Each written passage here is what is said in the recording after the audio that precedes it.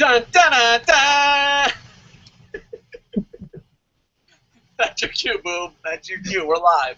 Oh, ladies and gentlemen, Kocosports.com is proud to present Wrestle AM. It's half wrestling show, half morning show, pretty much all BS. And, of course, you got the Coco crew here breaking it down here for you. Well, another pay-per-view is in, and you got your host here ready to break this pay-per-view down. First, you got me, the sexiest man on all of Internet Wrestling Radio. That's right, Boom Boom here, shaking the room live from beautiful Omaha, Nebraska. And, of course, joining me way there across the ocean in Tokyo, Japan, the man who just had his soul crushed, Dave Kokotis. Good morning, Dave. You know what? Everyone is so negative. Everyone is so negative. I forgot to even put on my glasses. I'm a blind bat. We're getting Facebook, Twitter. We're getting everything bombarded at us. Except, you know, fuck John Cena. It broke me. Fuck you guys. But no who's our shining lights. Player dies. Cena didn't ruin the pay-per-view. Oh my God, are you people serious? Cena versus Lesnar at SummerSlam will be amazing.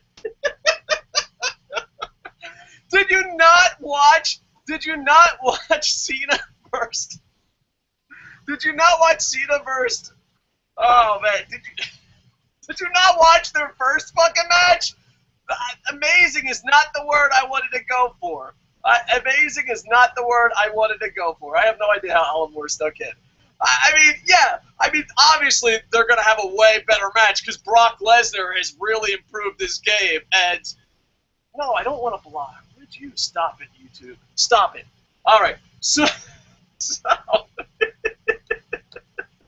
yeah, Brock Lesnar has really picked up his game, and the first match was amazing. And you know what? Maybe I am too negative, Boom Boom. Boom Boom, hold on. Maybe I am the negative one. Maybe the whole internet exploding right now is wrong. Maybe we need to stop thinking short term, as Player Dice says. Maybe, you know what, another 10 years and another 15 title runs, maybe this kid, John Cena, might have a shot to get the reaction they're looking for. Matter of fact, WWE Creative, I want more John Cena. I mean, we obviously just give it time. Stop thinking short term. You're right, Player Dice. We are thinking short term. Another 15 title runs, another 10 years of him down our throat. Then maybe he'll get the reaction we're looking for. You know what? I'm on board, Player Dice. It's me and you versus the world, baby. John Cena had a shitty match versus Brock Lesnar. Brock Lesnar and John Cena has improved so much since then, so the SummerSlam match is going to be off the chart. And you know what? We are thinking short term.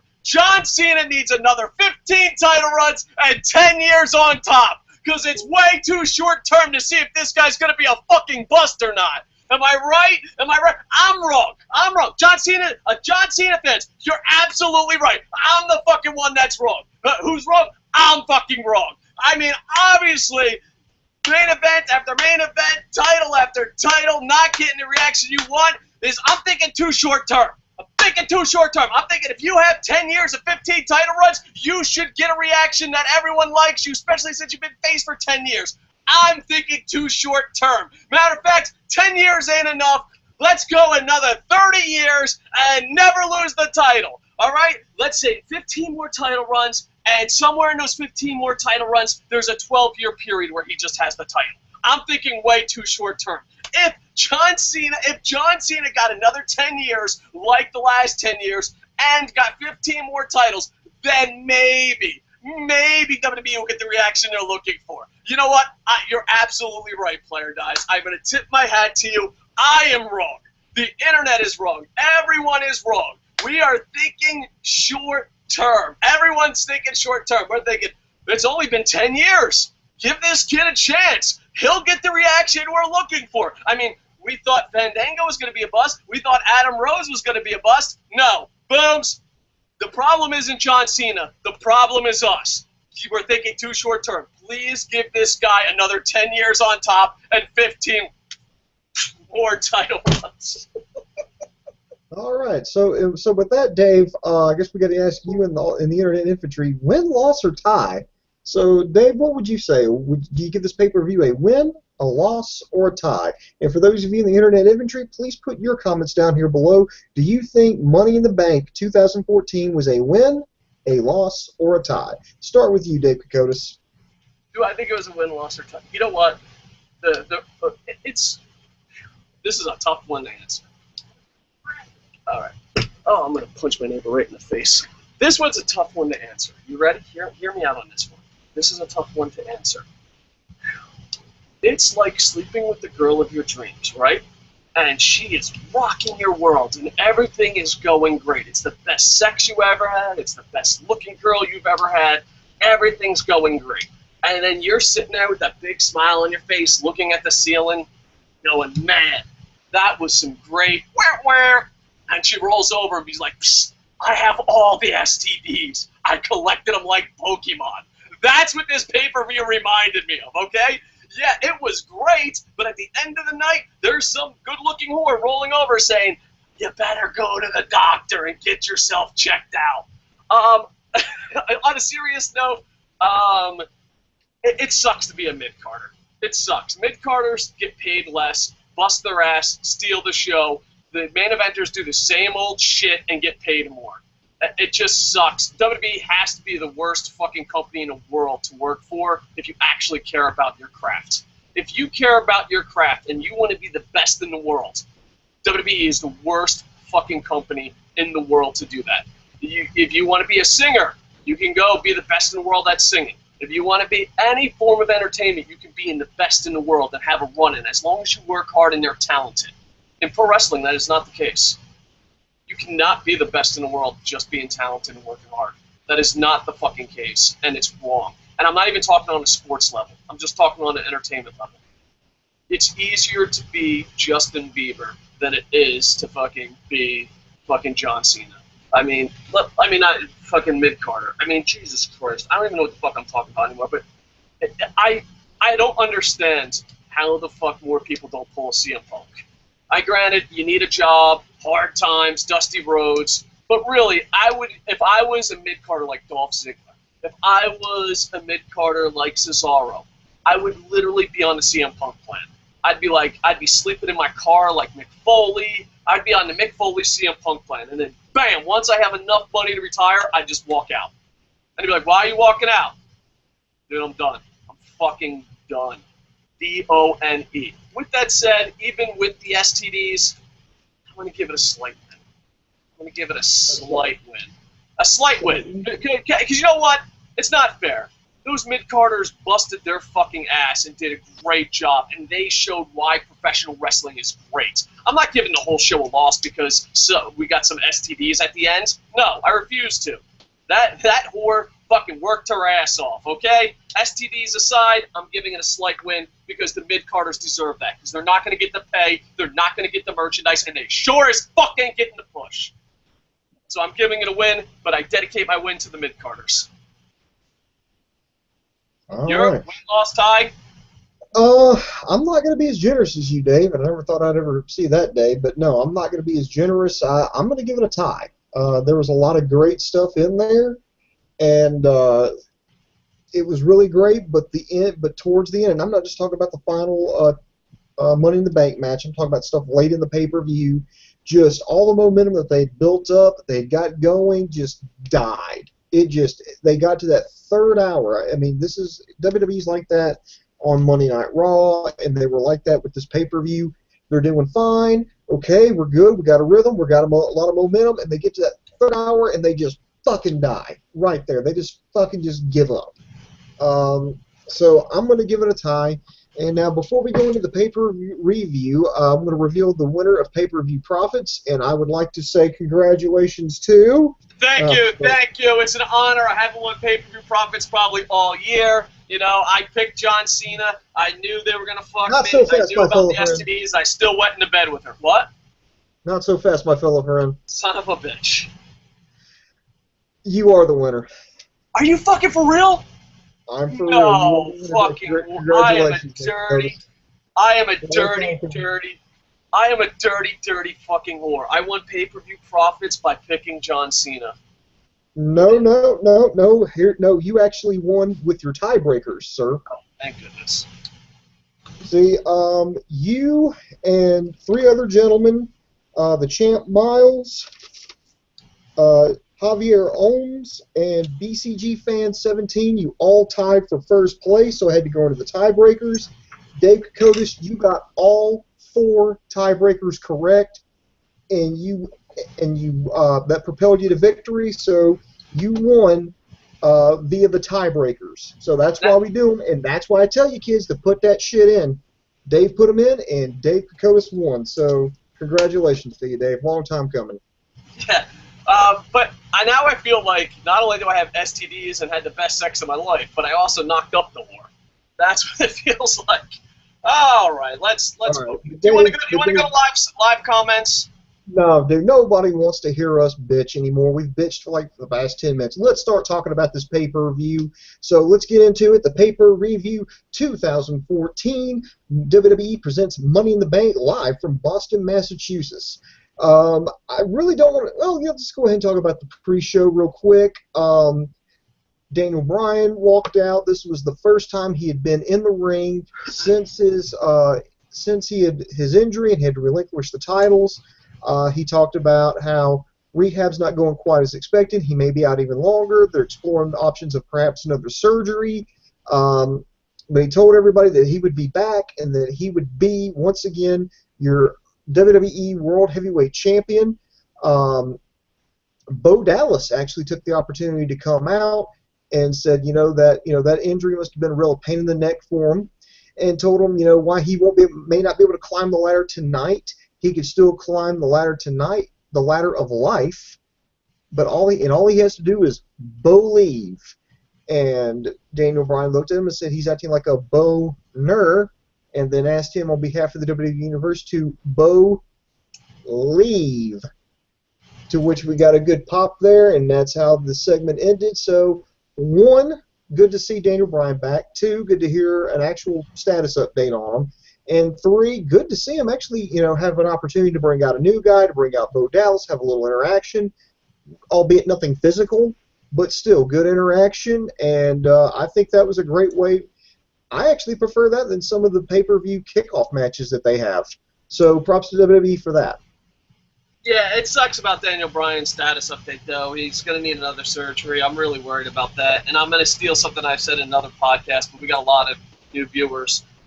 Dana White in MMA, in UFC, always says you only have a short time to be a great fighter. And no one ever thinks about that, like, as a pro wrestler. Daniel Bryan had to jump through all these fucking hoops. We had to basically suck Triple H off in the back just to get him his fucking title. And then he hurts his neck. As an athlete, WWE or in any other sport, you only have a short time at the peak of your career. It might be concussions, it might be a broken neck, it might just be your body breaks down. But the fact is, it sucks that he had to jump through so much hoops and his career might be over. He's going in for another surgery. And Bo Dallas, I am a Bo-liever. I absolutely love this guy. But Daniel Bryan, an injured Daniel Bryan, and a comedian who didn't know who anyone was, Kevin Hart, did more to put over young talent than John Cena has in the last 10 years. Daniel Bryan helps get people over more than John Cena does, even when he's injured, even when he's a comedian. So next time you hear John Cena go, oh, I want to put over the young talent, make sure that you piss on him. Might be embarrassing for both of you, but he deserves it. All right. Ready on to the big show? Yeah, we go on to the big show here, not to be confused with the actual performer of the big show. This was much better. We start out here, and I think this was a great way to open the pay-per-view. You had the WWE Tag Team Championship on the line. You had the defending champions, the Usos, Jimmy and Jay, taking on the Wyatt family, Luke Harper and Eric Rowan. This one, I didn't know really what to think about it, but I think it was a pretty good opener. It seemed a little bit slower than what I would have anticipated, but there was a lot of near falls, and that really got the crowd into it. I particularly liked the spot where the Wyatt family did like that double razor's edge. I thought that was great. There was a lot of flying to the outside. Good back and forth. A little slower than what I would have preferred, but the Usos get the win with a double double superfly splashes. Get the pin for the win. Uh-huh. And the crowd was just like, yeah, I like the Usos, but I kind of wanted the Wyatts to win. And it's like the fans didn't know how to react. It's like, on one hand, it's good, but on the other hand, I was kind of expecting the Wyatts to win. But overall, I think it was a great match. And let me just say this. Eric Rowan looked really good in that match. I know, on the show we've kind of been a little hard on him, saying he's not developing as well as, Luke Harper or Bray Wyatt. Well, But Luke Harper was an indie wrestling star. oh, I know that. But And Eric Rowan, friends. he looked good in this match. So I will give him the devil his due. I will say that Eric Rowan looked very good in this match. So props to him. Good opening match, good drama. I think it was a great way to start the pay-per-view off with a title match. It meant something, and I think it did its job. It got the crowd into it. It was just absolutely amazing. Yeah, I enjoyed it. It was an opening match, and I also like the fact that they did the little pre-tape promos where it just shows you how much the Usos improved. I actually thought it was a great opening match. I mean, I don't think it was that slow, to be honest with you. I thought it was a decent, good opener. I was excited into it. I didn't know who was going to win. To me, on paper, this was the hardest one to predict. All right, so yeah, to me, I just found it to be kind of interesting. I really enjoyed it. I'm just going to throw this second here to, I know we'll probably have, besides Player Dice, there's probably other John Cena defenders. Look at the reaction the Usos got before they tagged with John Cena. Then look at the reaction they got after. So he can't even get himself over, yet he's hurting other people. Dun, dun, dun, dun! Good choice as champ. Can't wait for that Brock Lesnar match. It's going to be amazing. 5 stars. Absolutely. Whoa. Too short term. Too short term, boom, boom. We need another 20 years to get this kid over. All right? We have to wait this out. I mean, we were so patient with other wrestlers. We have to wait this out. Don't worry. He'll get it into the groove. He'll get the reaction we're looking for. Maybe 30 years from now. Maybe 30 years from now. All right, go ahead. All right, next year we went surprisingly to another title match. Again, this was kind of shocking to me in the aspect of they were putting 2 title matches back to back. I don't know if I would have done that. I would have slid another match here, but the match itself turned out to be pretty good. You had the Divas champion Paige versus Naomi. Like I said, the Divas title was on the line. This was actually a pretty good match. Naomi is definitely looking very, very, very well in the ring. They're teasing a breakup with the Funkadactyls. You could see kind of Cameron almost kind of pulling for Paige. Paige played the underdog in this one. I mean, she got jumped, well, not really jumped, but she was at a disadvantage at the beginning of the match. She made her comeback. She got a clean win there. Again, they're still teasing this Funkadactyl breakup. I'm not happy with it in the aspect, this is the same formula for every Paige match. It's, okay, yeah, she's the WWE champion. She's been the champion since she surprised AJ Lee after WrestleMania. Okay, there's part 1 of the formula. Part 2, she always gets at a disadvantage early. She gets beat down. She's trying to come back. She's kicking out. It's like, oh no, can this diva here on the main roster, can this be the one to unseat her? Is this whole thing a fluke? And then she gets maybe one offensive maneuver in, is starting to come back, gets buried again, and then hits her finisher, then gets the win. And I was like, well, I guess it's no fluke. And then they just move on. We don't do anything different. We find out nothing more about her. I think the way they're handling Paige is absolutely wrong. I think we should get to know her more in the sense of they should interview her more about how she trained, how she's been a little girl, grew up in a wrestling family, then show some of her clips at NXT, how hard she's worked. She was the first NXT women's champion, and then, talk about the AJ Lee match. Then talk about, her having to dig down deeper because this is a whole different level with the divas, and show her matches there. And I think you could get some people on board instead of WWE just completely resigning themselves to, well, then she's not over, we're just going to start pulling back that support because the crowd's really not into her. Well, they're not into her because you're not investing into her. Naomi, on the other hand, I think she's actually looking phenomenal in the ring right now. She's definitely changed up her maneuver a little bit. I'm glad she's no longer using the rear view. I like that inverted DDT that she's using. Cameron. It seems like everyone has a certain style DDT for their finisher these days. Well, it's probably one of the safest finishing maneuvers I think you could pick. I mean, it's something, and this is no insult to Jake Roberts because he's the guy who invented it. It was actually invented by accident, by the way, but it's just something where it's something quick, it's believable, and it's safe and easy to learn. So I think that's just kind of like, if you're not really trying, okay, your finishing maneuver can be the DDT. There you go, the end. So, yeah, I thought the placement of this was weird. I thought the fact that Paige, the title match, went before the dancing girls, I just thought it was a weird place to put it. I thought this would definitely be in between the Money in the Bank matches. Yeah, me too. I thought it was a real weird place. Let me ask you this. Not laughing. Do you ever notice they insulted the titles all night long? The titles, besides the main two, the titles were the first two, so they were the curtain jerkers. And on top of that, did you hear what Michael Cole said in the main event? When Roman Reigns came down, he goes, "Oh, he's never held any major titles." I'm like, that's pretty much shitting on the tag team title. Fucking, you know what I mean? So it's just absolutely crazy. I don't understand how you don't have a story. She's been wrestling in the UK since she's been a little kid. Her family's been in wrestling her whole life. There's a documentary. The documentary, I believe, is on YouTube, but you can watch a documentary about her family, and the story's amazing. And in NXT, they put her over like $1 million. And I'm not even talking about the fans cheering her. I'm just talking about the commentary team, too. So it's like, it's almost like they want her to fail. Like, fuck her, let her fail. You know what I mean? It just seems that way. I mean, because the story's there. The story is fucking there. Why ain't they telling that story? I don't know. I got to ask this question here, and I know you're probably not going to give a shit, but at least I'm going to ask you here. All right. With it looking like the Funkadactyls are going to split up, looking like Naomi's going to be the face, Cameron's going to be the heel. Do you think, particularly like Cameron's days with the WWE are limited because she was not good on commentary on Monday Night Raw, and I don't think she's got that great of ability in ring yet.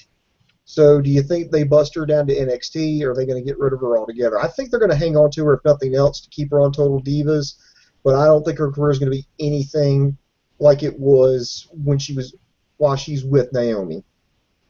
I think she'll have a job as long as she's on Total Divas. If you see her get replaced on Total Divas, forget it. That's the death note. You know, she's not dating any of the wrestlers. She's not that good in the ring. She's not that good on promos. So all she's got going for her is Total Divas.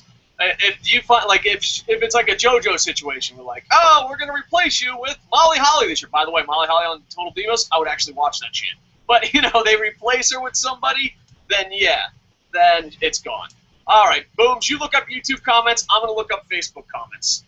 First, okay. Andy Paps, they broke me, Dave. Saddy face.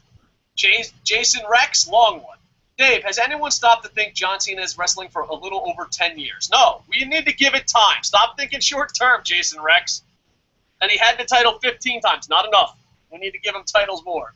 It took Ric Flair almost 3 decades to get 16. That is fucking sad, but true.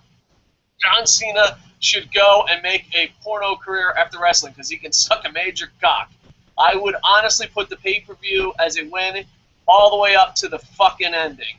I mean, really stop and think about it. It fucking booed in his home city. Yeah, that's his fucking hometown crowd, by the way, kids.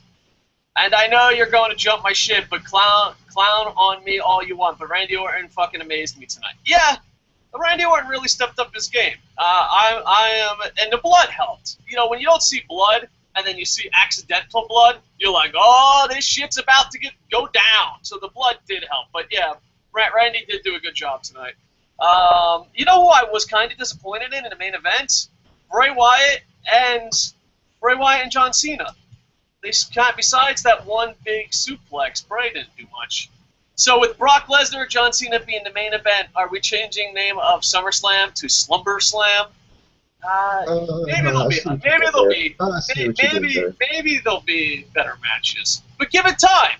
Jason Rex, Cena Give it fans, time. got to give it time.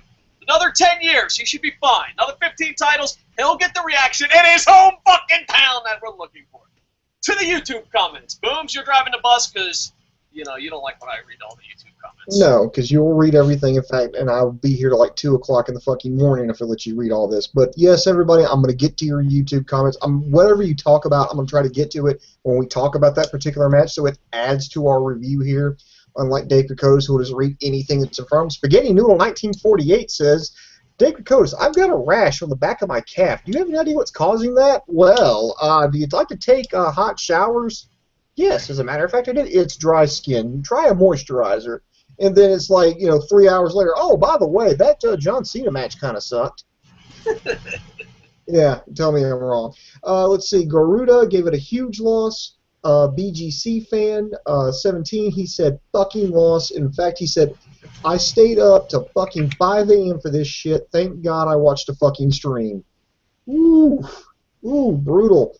Brutal. Yeah, the UK fans got it hardcore because I live in Japan, so I just wake up 9 o'clock in the morning and there's the pay-per-view. You guys got to stay up till like 5 in the morning. And trust me, being watching the World Cup and seeing Japan get their ass kicked 5 o'clock in the morning, not fun.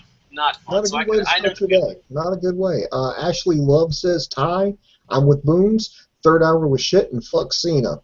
All right, there we go. Okay, let's get into it here. This is the this match here. And by the way, for those of you playing pay-per-view profits, this did not count for you or against you. This was a bonus match. They brought in an impromptu match. It was Damien Sandow versus Adam Rose. Sandow was dressed up as Paul Revere and said the half-wits are coming. The half-wits are coming. They brought out Adam Rose. Yeah, this was a bonus match, and yeah, it happened. It went longer than what I thought. It wasn't that long. I think it went like 4 minutes. Sandow got in more offense than what I thought. Rose, of course, wins with the party foul. And yeah, kids, it totally happened. I don't know why this happened. This seems like this definitely should have been on like main event or Superstars. I have no idea why this was on here. Well, I guess I'd rather them do this than have them end early or drag out a shitty match. So, all right, this is something I complained about last week. So I'll at least give them props for trying. Execution, not so much. So I'll give them like a C on this one because everything balanced out. Not really impressed with this match, Dave. I mean, do you have anything you really want to say about this one? The only thing I want to say is I'm not a big fan of Adam Rose, but for some reason, when he gets over, I feel good about it. Like, I'm not a fan. Like, I don't get the gimmick. I'm way too old. But, when he was dying out there, I felt bad for him. It was like watching a stand-up comedian or, it felt like, asking your high school girlfriend or sweetie out and she denies you in front of everyone. It was harsh. But now that the fans are a little bit getting behind Adam Rose, I feel happy for him. I'm not a fan, but I'm happy for him, if that makes sense. And the fans were behind him a little bit. They were singing a song. They were having a good time. All right. No problem with it here. Now I'm going to go to, this is obviously the match of the night. This was the Money in the Bank contract title match. You had Seth Rollins, Dean Ambrose, Rob Van Dam, Kofi Kingston, Dolph Ziggler, and Jack Swagger. Of course, this is how I lost pay-per-view profits because I thought Wade Barrett was going to make the match because there was no formal announcement that he was going to be out of it. And as soon as they get ready to start this match, well, Wade Barrett suffered a shoulder injury and will not be participating in tonight's event. I'm like, well, fuck it, I just lost. So with that being said, Dave Kokotis, why don't you kick us off on this match? Words can't describe it. I mean, everything about this match was perfect except the ending. If Kane didn't evolve, this might have been involved. This might have been the match of the year. I get to watch New Japan, and I was watching, the J Cup, and I was watching a lot of great wrestling. And when I remember watching, I was watching Ricochet versus Ishii, and I was like, man, no one in America wrestles this fucking good. And, I was kind of depressed. And I went and watched, and this match was amazing. It was really good. It would be good in any country, in any company. The ending sucked, but on my Facebook, I said, I hope this match never ends. I just hope it goes on forever. It was definitely match of the night. I know a lot of people are mad at Cena, except for the John Cena defenders. But if you're not a John Cena defender, you're pretty much upset about this pay-per-view finish. But I just gave it a win because this match alone is worth watching. They really did fuck it up at the end with a, kind of screw job being finished. But, man, it was just amazing. Some great spots. I mean, everyone in that match, if you didn't like them or liked them before, you respect them now. Like we've been busting RVD's balls for the last couple weeks, even though I used to love RVD. He showed up. Everyone showed up. It was just amazing. And it just makes me mad that the mid-carders bust their ass and that ceiling will never open. The view at the top never changes. I mean, these guys just... It was probably my favorite WWE match in a really long time. And I would even be saying match of the year possibility. I know a lot of people don't watch Japan matches, but you should. Go watch Japan wrestling. It's amazing. But I was like, man, this is a great match. If it wasn't for Kane and the screwy storyline, that might have been one of the best matches I've seen in WWE in a really long time. I enjoyed it beyond belief. The guys busted their ass, and even with the storyline, it was still better than the main event. Once again, and I want to start keeping track of this, Boobs. How many times do mid-carders steal? And American wrestling, because TNA's not innocent of this either. How many times do mid-carders steal the show? I mean, it's crazy. What the fuck is American pro wrestling? Is it fucking mid-card? You're a good wrestler. Fuck you. You're not in the main event. Get it? You're getting a crowd reaction. Fuck you. You're not in the main event. TNA seems to do the same thing. I mean, you could be like, this is American pro wrestling. The mid-carders fucking rock. The main event in third hour sucks balls. Congratulations. I recapped every American fucking pro wrestling show ever. It's fucking ridiculous. But yeah, I can't put it over enough. I'm gonna give you the not a hot tag, but just a tag, because the only negative thing I could say about this was Kane, and the rest will be me just going, this was awesome! No, really, it was awesome! Just put that on a loop, and pretty much that's my review of this match. Alright, go ahead, Booms. Tagging you in. Alright, taking the hot tag here. What can I say about it? It really hasn't been said, at least not online. This match, I mean, it had a good flow, it had good spots, there was never a dull moment, everybody got their spot, everybody seeming like they had a shot at getting it. Dean Ambrose, started out, as soon as his music hit, the first thing he did, he went straight to Seth Rollins, started just beating him. When they went outside the ring, the bell rang, and there we go. Rob Van Dam got off his ass and did some great spots. Kofi Kingston, Shelton Benjamin 2.0 in these. I made a joke one time, several years ago, that Shelton Benjamin was like the Gimp from Pulp Fiction, because it was like, well, where's the Gimp? He's asleep. We better wake him up. And they, open up the trunk. There's this guy in this S&M suit. And the joke was that Shelton Benjamin was WWE's Gimp, because it was like, okay, it's time for Money in the Bank. Where's Shelton Benjamin? He's sleeping. Well, we better wake him up. And they would open up, they'd pull him out for Money in the Bank. He would do that, and they'd stuff him back in the trunk. Well, since Kofi Kingston is Shelton Benjamin 2.0, it's, well, we need another guy to fill the spot here. What's the name of that high-flying guy, who we said he was from Jamaica, but he's really from Africa? Kofi Kingston. Oh, yeah, let's put him in this match. And god damn if he didn't steal the fucking show. He did absolutely amazing in this. Some great spots. Dolph Ziggler, he put it all on the line out there. He did that beautiful zigzag on the ladder, sold everything. Jack Swagger even stepped up. I like it when he put Ziggler in that Patriot lock while he was on the ladder.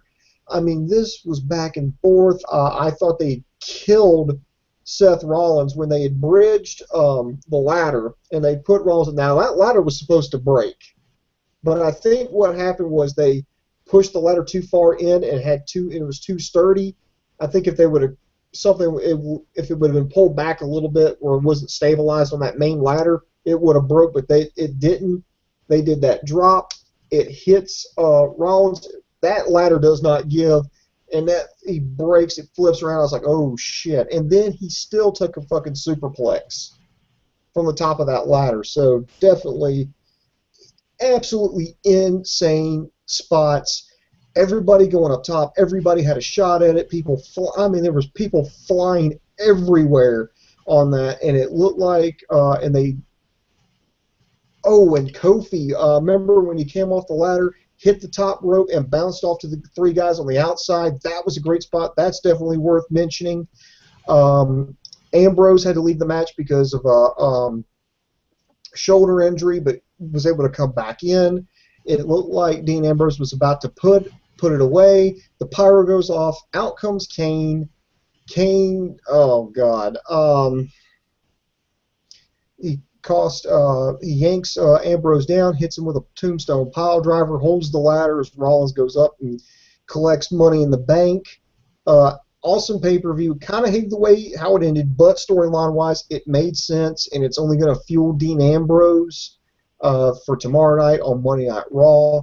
And to me, I thought Barrett should have won it had he been in it, but if not, this absolutely makes sense because Rollins, after him turning on his teammates, needed to have something to show for it.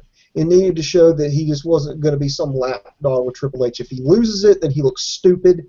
But now that he wins it, even by crook, he wins it, and now he doesn't look so stupid. It's like, okay, I betrayed my teammates. I'm aligning myself with the authority. Now I was arguably in the best match of the night on the pay-per-view, and I've got this contract. I can cash in at any time I want, and the odds are in my favor to become WWE champion. Something I couldn't have done if I was in the Shield. So now, character-wise, Ambrose doesn't look as stupid for betraying the Shield. Everybody else, Ziggler, God bless him, he sells it, and we buy into it every time. I thought he was going to win it. I thought at one point Kofi Kingston was going to win it. I thought at one point Van Dam was going to win it. I thought at one point Ambrose was going to win it. So this WWE, I want more of this. I want more of this. It was believable. I liked everybody in it, pretty much.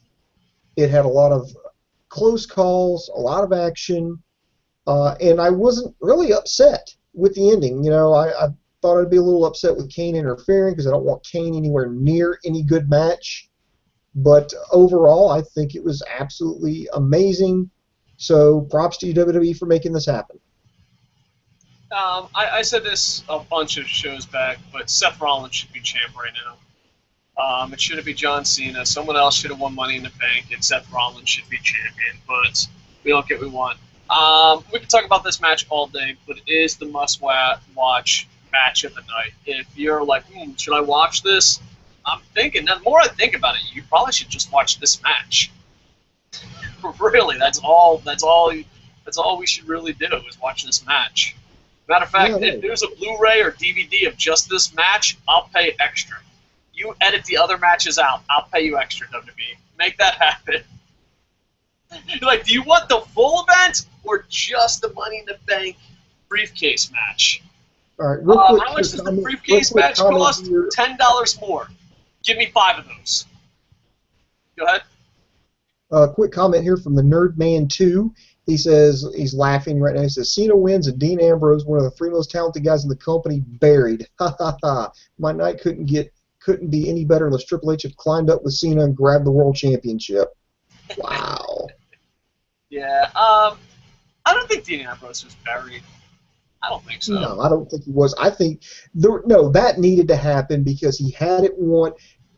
I thought they were going to take him out, with a shoulder injury. The locker, the doctors were going to force him to stay in the back, and it's like, well, I couldn't win because the doctors were holding me, but he goes out there anyway, and so technically he didn't lose the match. It's boom, I had it, and then Kane, comes out and interferes, and so he comes out smelling like a rose because of this. Yeah, match of the night. Go check it out. All right, you want to go to more comments, or you want to go to the next match? No, we got to keep moving along here. We're going to get to everybody's comments here. Next, we had a tag team match here. We had the Rhodes Brothers, Goldust and Stardust, taking on Rybaxel. I admit I wasn't as high on this, but I think it's because of the match placement I mean, we just followed up we just followed up the best match of the night. And I was like, I really can't say this sucks because, I mean, look what they're following. I mean, you need to come down and let the crowd catch the breath. I would have had, like the Fandango. Yeah, I would have had Layla and Summer Rae right after this. Me personally, is what I would have done. But this was something that you needed to catch your breath with, and it did its job. They're just solidifying the Rhodes brothers. This whole decision by Cody Rhodes to become Stardust.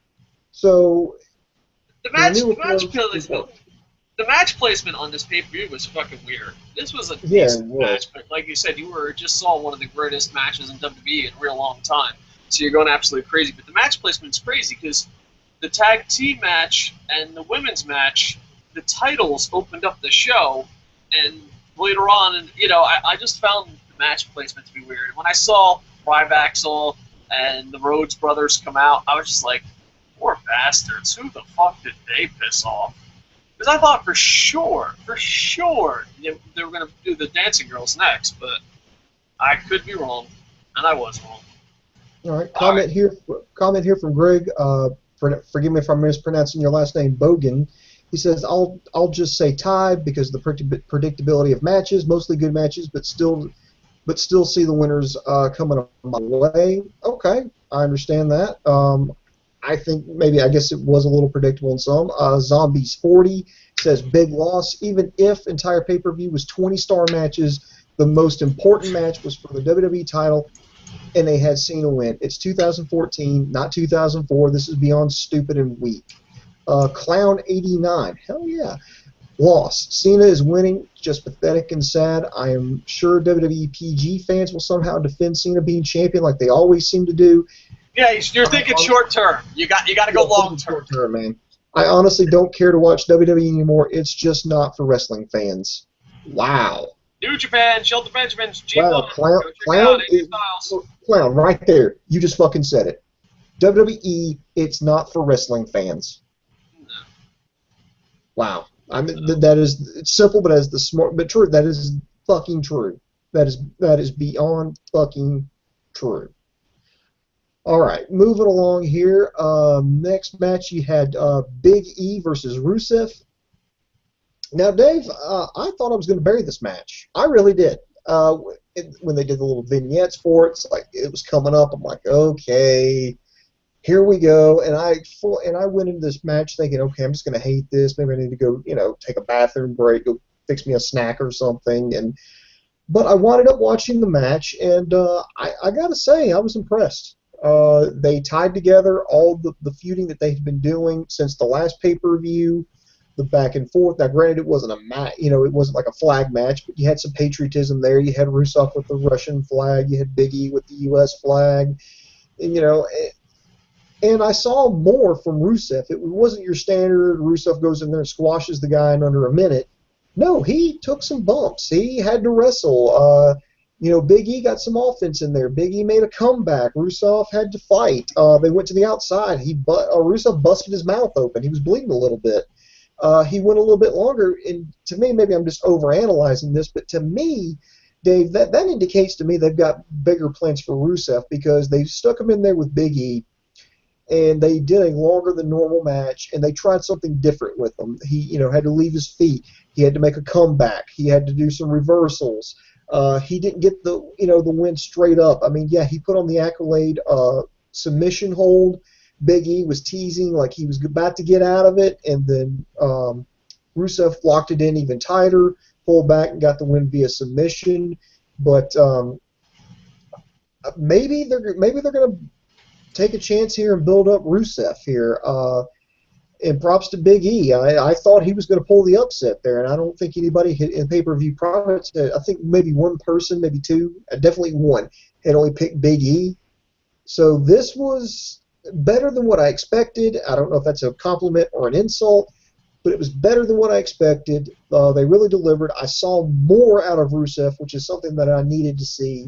I saw Big E not look like a fucking pogue, which is also something I needed to see. So, again, I'll give props to WWE. I really wish they would do this more so with some of their new guys, particularly, Paige, Adam Rose, Bo Dallas, where we'd see a little bit more out of them. try to get to know them a little bit more, so we've got reasons to cheer for them or boo them, as opposed to, well, it's not working, so we're just going to, completely yank all our support from them, and they're just going to be jobbing to Cena.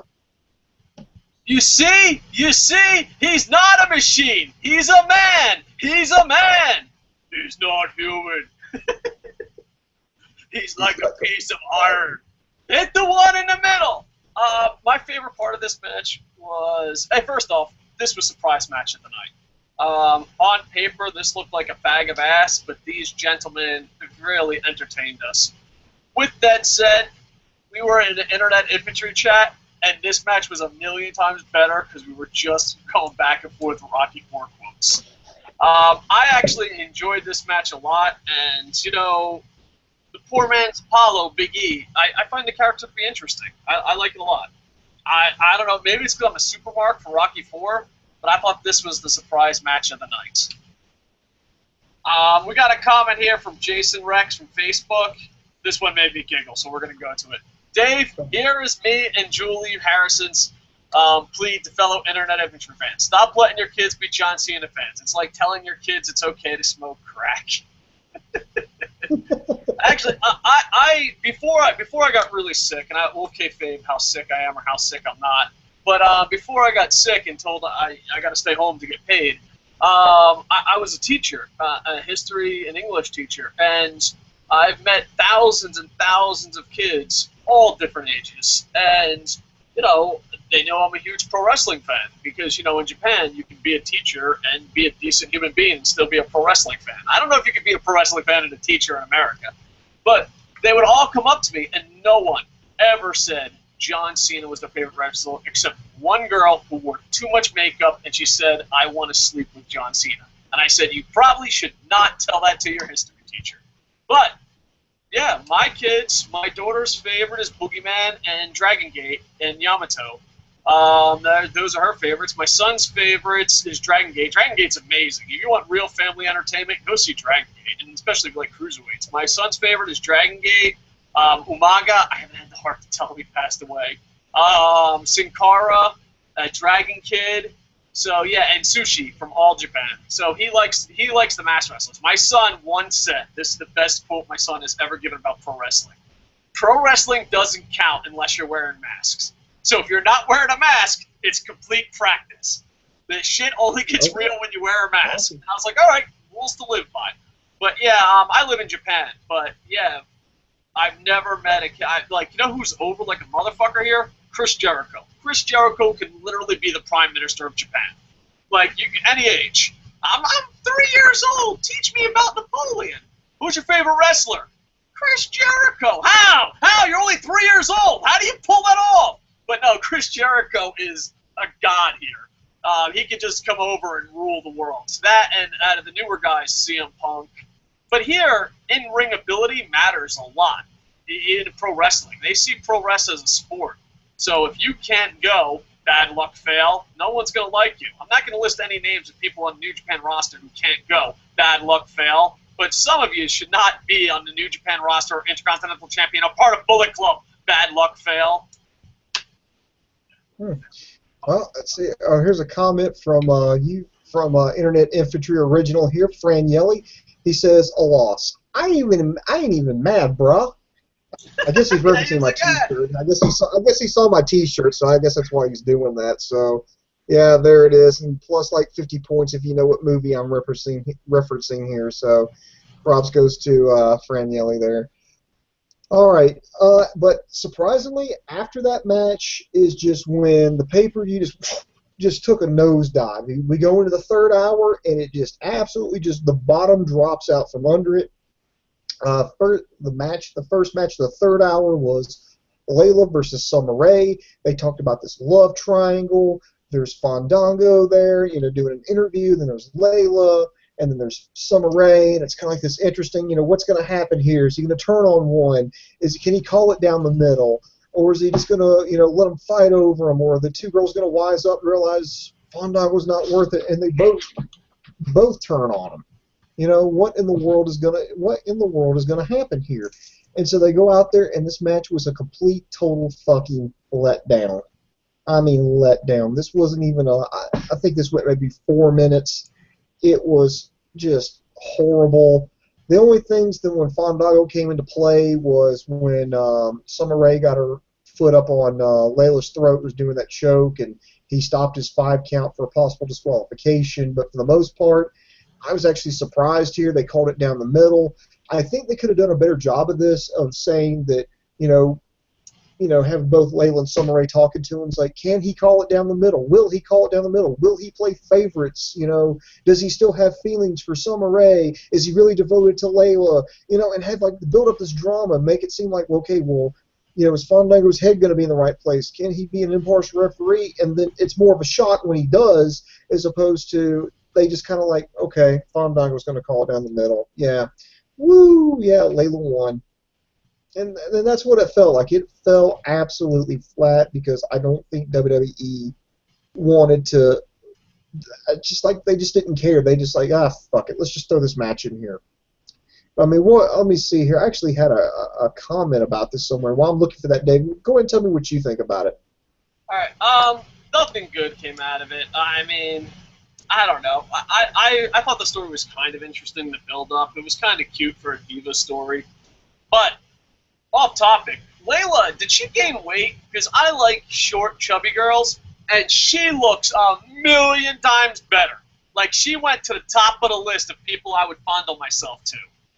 Holy crap, was she good looking. I don't know if she gained a little bit of weight, but she looks a hell of a lot better. And the kick in the face at the end, did you see that? I actually felt bad. She went did the whole kick the sand, and that was the worst example because you can't see my feet and I look like a fat turtle stuck. But she goes to do the whole kick the sand thing behind her, and her boot got her mouth. I was like, what a bitch. She just kicked her right in the face. Yeah, that's about it. Everything else was horrible. I mean, Fandango had diamonds and shit all over his referee suit. I guess that's a positive, right? I'm reaching. Yeah, I know. I got nothing. It was. He's looking a lot hotter, though. I mean, has she always been this hot? I think she gained a little weight, and she looks a million times better. In other news, Dave Kokotis likes his women like he likes his chicken, with just a little fat on the end. Exactly. Man, Layla, she was very attractive tonight. All right. Yeah, we got nothing. Let's go to comments. Let's liven this shit up. Let's go. What do we got comment-wise? As far as comments goes here, let's see here. Gotta go through here. Do you guys think that Cena beats Lesnar at SummerSlam, then Rollins cashes in? Does WWE have the funds to have Lesnar hold the belt? Well, Mr. King, no, I don't think. I mean, that's an interesting scenario, but I just don't think it makes sense. I think that you got to have Cena go over and then have Rollins cash in on Cena because you got to have heel on face because you got to go by the rules of professional wrestling. Do they have the funds to have Lesnar hold the belts? No, because he's got limited, very, very, very much limited dates, and you just did a whole storyline off. Okay, we got to strip Daniel Bryan of the titles because he can't defend them. He can't, we held on to it for about a month. I mean, you're talking Lesnar probably won't be back till maybe Survivor Series, if that, or maybe the end of the year. So no, I wouldn't. I don't think they've got the funds to do that. Let's see here. Hold on, not so fast, my fellow friend. I actually think they're going to give Lesnar the belt at SummerSlam. I don't know why. I have a feeling Heyman's been hinting at this for the last 6 months. Jim Ross hinted at this in his blog a couple months ago. They've been hinting at Brock Lesnar. Now, listen, they might be like, hey, John Cena is going to fucking get booed out of the building. Let's start hinting that he'll fucking maybe lose so people buy this shit fucking pay-per-view, but I don't think they're that smart. I think Brock Lesnar walks away as the winner at SummerSlam. Matter of fact, that is, as pay-per-view profit, I'm going to get a little cocky now. That is my lock of the century of the week. Brock Lesnar walks out with the titles at SummerSlam. All right, let's see here. Wrestling Renton, our buddy there who runs his own show, so please feel free to check out his show. He says, I'm officially jumping on the Cena Sucks bandwagon. Have at it, everyone. Welcome aboard. Yeah, because he was pro Cena for a really long time. Yeah. You know what? Wrestling thing. I love you. I love your show. You're one of my favorite YouTubers. But with that said, you just have to give him more time. Another 10 years, another 15 title runs in his hometown. You know, in his hometown's not fair. Let's do it let's do it 15 years. Let's go back to his backyard where he grew up, literally his house. Let's run a pay-per-view at John Cena's childhood home 15 years from now. No, I'm sorry, 15 title runs from now and 10 years from now. And maybe, just maybe, WWE will get the reaction they're looking for. Just maybe. Let's see here. Julie Harrison. Oh, yeah. She says, what the fuck just happened? I thought for sure it was going to be either Reigns or Orton. Cena did not put any effort into the match, and sure as hell does not deserve to have the championship. I can't believe the beating that Orton took, though. That was awesome. Yeah, Orton really, as an Orton hater, Orton really surprised me. But do you know why Cena couldn't do anything? I'm dead serious about this. You know why Cena couldn't do anything? It's not because Cena didn't want to. They had to hide him.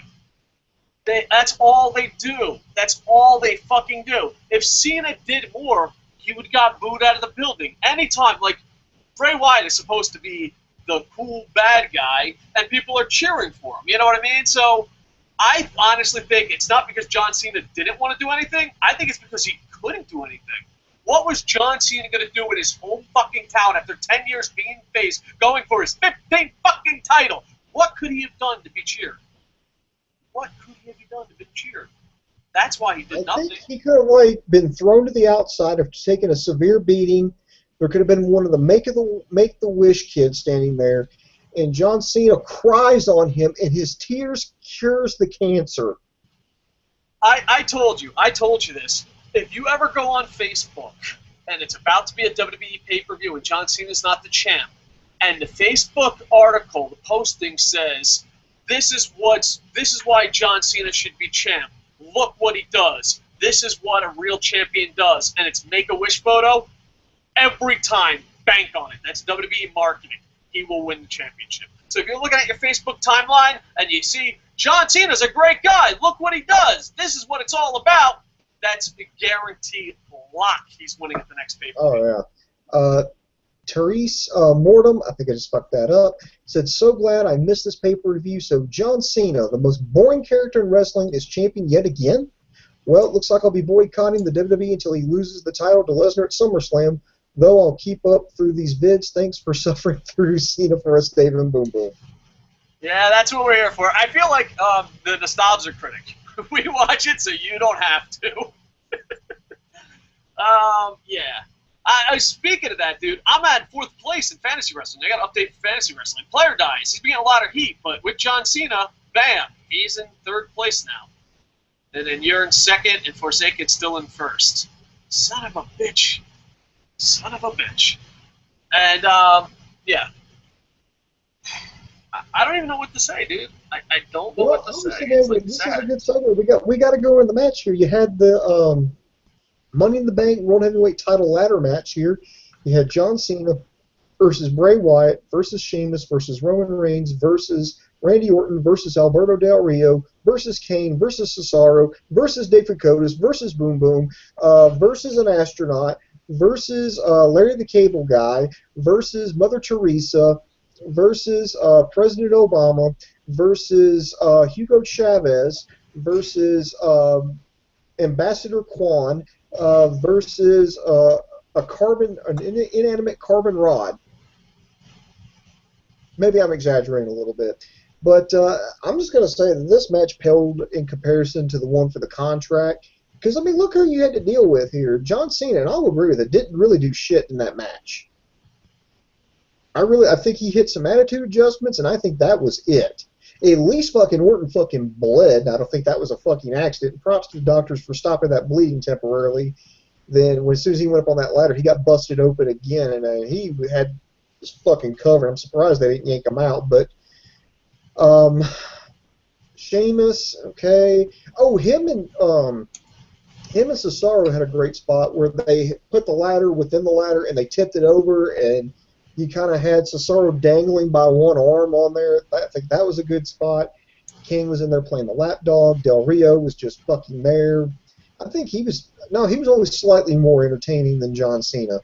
Bray Wyatt actually did. I think he did pretty good, especially for his first Money in the Bank ladder match. I've never seen him in a ladder match before.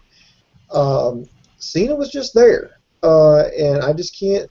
It was just, and I said it when I did pay-per-view profits. I said, when the going gets tough, WWE Creative doesn't know what to do, and when they don't know what to do, they hit the reset button. And what's the reset button? Dun, dun, dun, dun, dun, dun, dun, dun. And he really didn't get that big of a pop in his hometown. I mean, in his home. I mean, let that sink in, people. He was in his hometown, and even he didn't get that big of a pop there. So what does that tell you? And the best part is they actually panned out to the audience. That took balls, WWE. No one gave a shit. For those that are just new viewers and don't know what we're talking about, you could tell how they work the camera if someone's over. If the camera is up close, like they always shoot John Cena, that means they're not over. But if they show the whole crowd like they did with CM Punk, The Shield, and Daniel Bryan, that means they're over. They had the balls in his hometown to go the big shot, and they had to cut away because everyone was booing and no one gave a shit. Way to go. Way to go, John Cena. You must be proud. Give it time. Okay, Dave, let me ask you this. Was the match itself just not good, or was it not good because we're comparing it to the other ladder match that was like a billion times better? I think comparing it is the big thing. I think it wasn't a very good Money in the Bank match, but it wasn't a bad match, except, of course, the finish. But the mid-card, once again, underpaid, underutilized, stole the fucking show. So it was like following up, I'm a horrible karaoke singer. I suck at singing, I assure you. It would be like me following up a huge pop star. You know what I'm saying? Or a huge, great singer. I guess Whitney Houston's famous for being a good singer. I know nothing about music. But it would be like Whitney Houston goes on stage, and now they're like, here's Dave, this,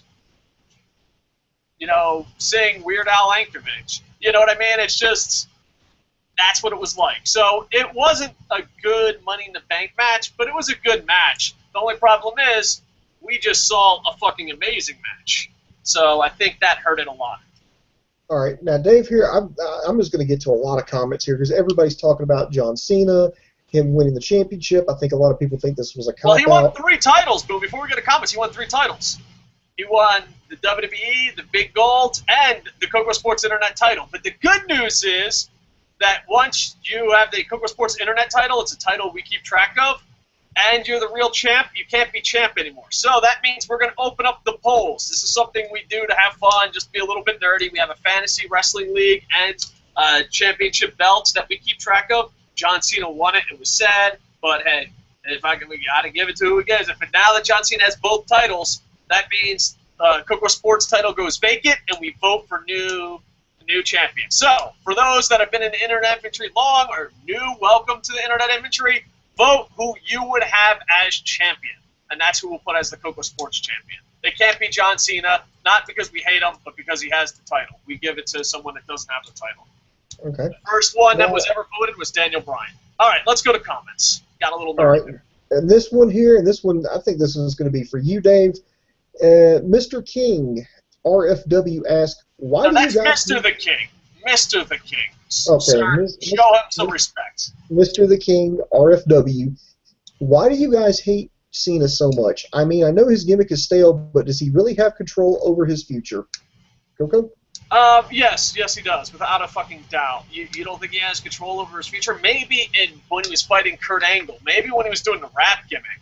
But you honestly don't think they have pull? You don't think Undertaker, John Cena, and all these guys have pull? And if they do have pull, if they do have pull or don't have pull, then how come he goes on all the radio stations and does interviews where like, oh, I like putting over young guys? He has pull. Trust me on his character. WWE is famous for letting people run it. I mean, Randy Orton basically got Ken Anderson fired. Who I'd love to ask, man, I wish I knew. There was an NXT member from the first class. Have him tell you how much pull John Cena has. Yeah, John Cena, of course he has pull, and of course he can decide this. But You know, and do you really believe that he's like, well, yeah, all right, I'm just going to win the title and has no pull whatsoever? I just, no. There's no fucking way. That's not the way the real world works. He has pull, and he uses it to, like I do, it's very political. Anyone that's ever been backstage, WWE, or FCW, or TNA, it is the ultimate ass-kissing fest. And a lot of people said, oh, when you go backstage at WWE, what's the most disappointing thing in the world? The most disappointing thing in the world is these fucking athletes and how much they kissed ass. I mean, if you go to a Buccaneers locker room or an athlete's locker room, no one's kissing ass. You go to a WWE locker room, that's all it is about. The Young Bucks, the greatest tag team in wrestling today, is wrestling in New Japan for Bullet Club. Thank you, because according to them, they didn't shake Booker T's hands. They have pull. They do. It's just an ass-kissing thing, and bam. So if you think, oh, it's just John Cena doing it, and if that's the case, then he's still not good at his job. He's still not good at his job. Let's say the scenario is, oh, I really don't want to be champ. All right, if you're going to make me champ, might as well. Why can't he be good at his job? Why can't he have pride and put on good matches? You know what I mean? So either way, whatever story you believe, he's a fucking loser in my book. All right. Next here is a comment from Greg Bogan. He says, I think it's amazing. Cena can't even get the hometown pop or support coming to the ring. WWE will never get it. Cena will forever be shoved down our throats no matter who outshines him or outworks him. I actually fell asleep halfway through the World Heavyweight Championship match. Knew the contract match would be better than the title match. So predictable and sad. No idea why I bothered to watch. Yeah, and I completely understand. It was bad. Yeah. But I feel bad for the UK people. Staying up to 5 in the morning, and that's the outcome. I knew it was going to happen. As soon as I saw Facebook, I didn't want it to happen, but it's kind of like, you just know when bad stuff's going to happen. Some people that have, metal rods in their legs know when it's going to rain. I know when John Cena's going to crush our fucking dreams. And the signs are on Facebook, there's memes saying, look how great he is, look how this and that. And, he was on the poster. It's John Cena's time. And he's going to beat Ric Flair's mark. I wish, know what I want from WWE as a Christmas gift? This is what I want. I want you to tell me when John Cena's career is over. So at least we can have a fucking countdown. At least we can have a countdown. Is it going to be at 17 title runs? Is it going to be at the end of 2022? Like, I don't even give a fuck when John Cena retires. I just want to know how much I have to suffer. In the Marine Corps, we always had to carry big, heavy packs. I had a 240 Golf machine gun, and we had to walk from far away. And I don't know, mentally, I wanted to know how much farther we had. I don't know why. It was anyone that's been in the Marine Corps knows that hiking your gear miles and miles at a time, 18, 20 miles at a time, really wears you down. I'm not a big guy. I'm 5'11", fat, but back then I was 5'11", skinny. And, yeah, it wears you down. Anyone that's been in the military, that's been on a hike, a hump, whatever you guys want to call it, it wears you down. I feel like I am on a John Cena hike, or a hump. We call them humps, but usually people giggle. Military hump. So I want to know. I am physically worn out. Do I have another 10 years? Do I have another 3 years? I need to know how much more I'm going to carry this burden. I need to know. So WWE, just tell me. If John Cena's going to be here for another 10 years, I'm okay with that. You won. You broke me down. I need to know what the goal is. Let's put it this way. Am I going to be dead before John Cena retires? Can we start off with the simple stuff? Can we start? Well, one day I'll be like, wow, I'm watching a WWE product that doesn't have John Cena, Dave Bautista, or Randy Orton in it, and I'm still alive. Is that a possibility? I'm up there on age, and my health is absolutely horrible. Can I live long enough to see a WWE without John Cena? Can that happen? Just tell me. That's all I want, WWE. I need to know how much farther. All right, go ahead, Bill. Any more comments? Yeah, Tony Diaz, and I think we've already answered this, but Dave, I know you could have a field day with this one. Why does everyone hate John? Well, in fucking 3rd grade, he fucking spilled apple juice all over the fucking floor. We hate him because he gets everything he wants without fucking being talented. I don't give a fuck. You know, example. All right, let's use. You want to go sports or entertainment? Let's do both. Why would you want a quarterback for your fucking team or a star player on your team who's overpaid and isn't the best? Why the fuck wouldn't you hate them? Why wouldn't you hate them? If you were, I just choose NFL because it's the most popular American sport, but you can fill in anything. If you had a quarterback, and let's say his name was Tim Tebow, and he was getting everything, but he wasn't the best. Doug fucking Flutie in Buffalo. Doug Flutie didn't get paid. All he did was fucking win. I mean, how can you fucking root for that guy? Everybody that has a sports team has had that. Now, you go look at fucking, let's choose music. All right, let's do an entertainment field. Wouldn't you be pissed as a fan if your favorite bands, Weird Al Yankovic, Sublime, Eminem, I don't know what you kids listen to anymore, Will Smith, wouldn't you be pissed if Will Smith sold way more records than fucking, I don't know, fucking D'Lo Brown? D'Lo Brown's now a rapper. But if he sold more records than D'Lo Brown, but D'Lo Brown got paid more and was on MTV more, you would be pissed. Why? I don't understand why you don't hate him. Do you think he is the champion of your sport / entertainment? Do you think he's the best? He's the highest paid. Do you think he's the best? I'm sorry. I live in a world where I root for the top guys, the best guys to be in the top spot. And I think that's, at the end of the day, is why. John Cena doesn't get cheered, but he stays a face. John Cena isn't a good wrestler, but he's going to surpass Ric Flair's title runs. John Cena can do no wrong. And that's it. It's like if you... I remember this.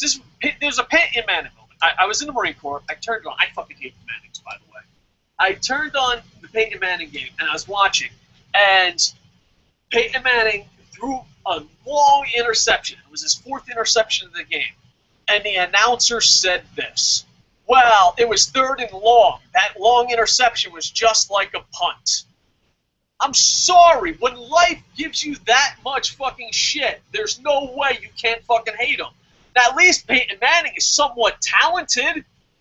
No. The best wrestler that connects with the crowd should be champion. That's why. I don't hate him because fucking any other reason. The number one reason I fucking hate him is he's not the best wrestler, he's not the best entertainer, and he has the top spot and does not deserve it. And everyone feels, oh, but it's WWE, we should feel special. Yeah, let your fucking quarterback do that. Let John Cena quarterback your team. Let John Cena be a goalie in European-style football, a.k.a. soccer. Let him be your pitcher. Oh, did John Cena give up 14 fucking runs in the 3rd inning? But he's a good guy. That's why. That's why I fucking hate him. He's on the number 1 team at the number 1 spot and does not fucking deserve it. Let's see here. Yuri Blake, he says, this pay-per-view got progressively worse. Unbelievable the Divas match was high on the list. But damn it to hell, this ending was fucking bullshit to the Epic Power. That's a good comment. And I think, here's another thing. I'm just going to kind of paraphrase here. I think a lot of people were disappointed that Roman Reigns didn't get the nod and let him climb the ladder. But remember, kids, he's got to get christened by Triple H. He's got to wrestle Triple H first before he can get the blessing to become like a new champion. Because remember, he's a first-timer. He's still a virgin. He's still a virgin. He's got to get his cherry popped by Triple H, and then it's okay. Do you think Triple H puts him over the first time? I know Triple H will eventually put him over, but do you think Triple H puts him over the first match? Yeah, I think he does. That would be amazing. Good job. Good guy, Triple H. Give yourself a Barry Horowitz. All right. We act like what Boom Boom said is factual. Like Boom Boom can see the future. In Boom Boom's future, good job, future Boom Boom Triple H. All right. Any more comments? Let's see. Well, there's just a lot to. We'll just save a lot of these. Actually, no, there was one I wanted to get to. There was a couple I wanted to get to because it was just kind of out of the norm here. If you give me a moment here to find them here. No problem. I'll read a Facebook comment while you look them up. Go right ahead. Jason Rex on Facebook, you have 5 more years of John Cena in another city. Possibly a shitty movie, too. Oh, another shitty possibility. All right, yeah. So I honestly think this is just me shooting from the hip. I think there'll be a John Cena 20 years T-shirt before he retires. I honestly think we have 10 more years. You know, the John Cena defenders are right. You need to give it more time. Another 10 years. I don't see him retiring for another 10 years. I mean, he's healthy. He doesn't fucking really do anything. And everyone loves him besides the fans. I mean, John Cena would have the perfect career if, it wasn't for the fans. Like, you ever see that commercial? You ever see that commercial where Daniel Bryan comes out and they're like, they describe what Raw is. They're like, Raw, I'm paraphrasing here, but Raw has 12 trillion light bulbs, 9 billion zillion fucking parachutes. Yeah, that's it. Parachutes. And they're like 10 miles of cables, whatever. And then they're like, but we're nothing. And Daniel Bryan comes out and says, yes, yes. And no one's in the crowd. And the commercial goes, but nothing but you. You know John Cena's like, now that's my arena. That's what we need. We need these fans. So John Cena would be like, everything would be great if it wasn't for these damn fans. I feel like I'm on a Scooby-Doo episode. Would have gotten away with it too if you meddling kids and your dog. All right, I found a couple here, and these are unrelated to the John Cena thing, so I want to kind of bring it down here and wrap up on a high note.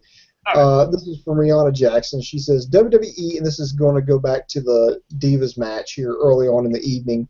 Rihanna Jackson says, WWE never wanted Cameron to succeed. They knew in the beginning she was bad. I mean, she was the first to lose Tough Enough because she gave Stone Cold that boneheaded answer for what her favorite match was. She was only here for cheap entertainment. That's how she got on the roster without good wrestling skills. Yeah, I still remember the greatest match thing. I can't believe that she got it. It's just, I don't even know what to say. Just life's not fair. Life is not fair. I mean, I kind of want to just meet her. I never got to meet her, but I want to meet her, shake her hands, and just be like, life is not fair. That's it. Don't say anything else at all. Just shake her hands and say, life is not fair, and walk away. Just let her think about it. All right. Next here, we got this is a question from Ewok from Indoor. Been trying to get him in here. He says, will the WWE start World War III because Vladimir Putin doesn't like the Rusev character? Yeah, I saw that. And fucking Hillary Clinton threw wrestling under the bus. That was an old article. I think that was from 2009, I think. Oh, really? It was like a really old article. No, I think it was from 2007. I don't know. You know what? I make fun of the public. I make fun of people for not knowing what the fuck's going on.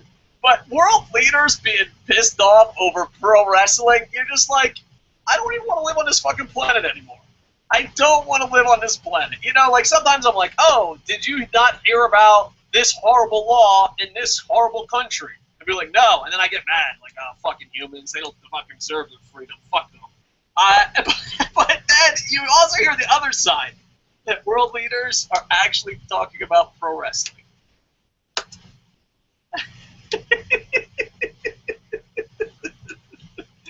All right, well, there you have it. There you have it. Dave, we need to wrap this up here because I got to go get some sleep here. I got a long day of work tomorrow. All right, Dave, overall, Money in the Bank, it's over, it's done with. On a scale of 1 to 10, if you're going to rank it, 1 being the worst, 10 being the best, how do you rank it? I rank the Money in the Bank ladder match a 9, the overall pay-per-view a 4. Ooh, 4? Yeah, I mean, because my whole thing is, because I can only think of 2 matches. So let's say you paid $10 and wasted 4 hours of your life. Is it worth 2 matches? And then let's say you're a pay-per-view buyer. I don't know. Maybe I'm being a little harsh, but I think the ladder match is 9. I'm going to give it 4.5. The 0.5 goes to Rocky IV. So I'm going 4.5. I give it a slight win, but I dedicate the win to the hard mid-carders that will never realize how good they are and will never see. It's just life's not fair. I'm giving a charitable win, but I am dedicating my win to the mid-carders. Well, way to go. I'm going to give it a 6.5. Obviously, you need to watch the Money in the Bank contract ladder match. That's the one you absolutely positively have to watch. I would say watch the opening tag team championship match. Even the Divas title match is good. And if you're still feeling frisky, I would say check out the Rhodes Brothers versus Rybaxel match if you're feeling up to it, but completely skip that third hour. That just absolutely killed what would have been a pretty good pay-per-view. So worth checking out. Yeah. If I had to go to first 2 hours and third hour, I'd say first 2 hours about a 7.5. That third hour, -16. Does that count? Does that count on the ratings system? Yes, that counts. -16. Totally But Randy Orton did impress me, and I'm a huge Randy Orton hater. Do you want to give Jason Rex the last comment? Yeah, let's give Jason Rex the last comment. All right, it's more of an update, but here we go. Oh, well, there's two. Let's give him two. Jason Rex, you found me on Facebook, you sneaky bastard. You got past the boom boom wall. It's my question for you and Booms. What is your guys' view on the show that basically putting on the WWE network about Vicky Guerrero's career? I like it. I mean, that's what the network should be for. The network should be for putting over everybody. I know a lot of people are like, oh, fuck it, it's just Vicky Guerrero, but, you have a 24-hour network. I think everyone should have a show like that. I think, I think if it was on, like, if you had to pay for it, I would say no. If it was on a Raw, I would say no. But that's what the WWE Network is for. Am I right? Booms, agree? Disagree? Oh, absolutely agree. That's what it should be for. I mean, that's the thing. When you launch a 24/7 network, you need to have content. You've absolutely got to have content to put on there. And besides, Vicky Guerrero is someone who's not going to be your typical WWE personality. Sadly, she jumped on when her husband passed away. And she had more of a career than, okay, she's just more than Eddie Guerrero's wife. She, had her own character. She came into her own. She actually became one of the biggest heel personalities the show's ever seen. I hate that she kind of went out the way she did, and I think it's a nice, thank you for all your hard work. I wish they would do that with all their, some kind of like, they could do superstar profiles. I mean, I think it'd be a great way to, get some of your talent over and reward people for buying their network. So it's kind of a win-win. Okay, you buy the network, well, you can go more in depth with all these, athletes that you have in your locker room. Like say I just go crazy one day and I want to find out more, let me find out a little bio about Gold Dust. Okay, well then, say I want to find out more about Paige because, they want me to cheer for her because she's the Divas champion. Let me find out more about her. And then, hey, let me click on here, see what Lillian Garcia's been up to. I think it's great, and considering it's like Netflix, it's all hands on. You just make it one time, stick it on there. People can just click and watch, and it increases your traffic. So I wish they would do that with everybody. All right, and last comment. Maybe we'll do a Stump the Idiot or go into comments for more comments, but this will be the last comment of the day. It's more of an update than a question, but I don't know if it's part of the storyline, but a few minutes ago they posted on WWE's Facebook that Randy Orton was injured during this match. Could it be worse than what we think it is? I honestly don't know, but I hope WWE gets out of the fake injury storylines. To me, guys, dude, he was busted open. Like the top of his head was cut, man. By the time he went up to that, they'd stopped the bleeding, but by the time he went up to the ladder to do the spot with Roman Reigns, it was coming down his face. Roman Reigns got blood on his hands, working with him. So that's all they're talking about. It's just going to be stop the bleeding, maybe stitch it up or glue it back together. Literally just glue it back together.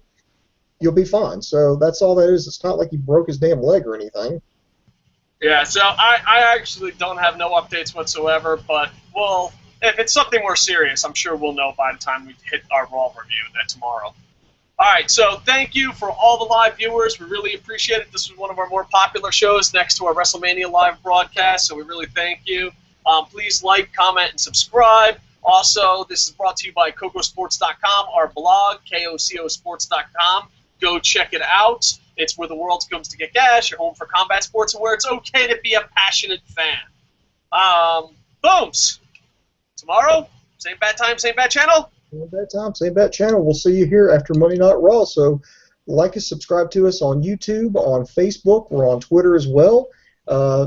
we'll be cranking out these shows as soon as Raw wraps up, and we'll tell you what we thought of that. We'll see what the fallout is. We'll see if Dean Ambrose scores a bit of revenge against the Authority. We'll see if Seth Rollins plans on cashing in his Money in the Bank anytime soon. We'll see if the Funkadactyls, maybe they'll split up tomorrow night. We're going to see exactly, how Roman Reigns reacted to his loss at the pay-per-view. So there's a lot of stuff, a lot of questions. So, and we'll be there to cover it as soon as it wraps up. So be sure and lock it down right here at Kocosports.com. Like us, subscribe to us.